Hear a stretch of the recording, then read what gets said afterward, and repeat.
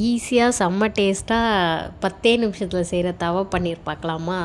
அதை எப்படி செய்கிறதுன்னு பார்க்கலாமா? ஃபஸ்ட்டு ஒரு மிக்ஸி ஜாரில் வந்து பூண்டு கொஞ்சம் நிறைய எடுத்துக்கோங்க. இது வந்து கார்லிக்கு தவா பன்னீர் ஃப்ரை தான்.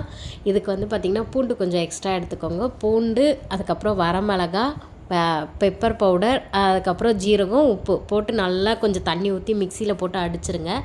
பன்னீரை வந்து நான் வந்து ஒரு 100 கிராம் பன்னீர் எடுத்திருக்கேன். இதை வந்து க்யூப்ஸாக கட் பண்ணிக்கோங்க.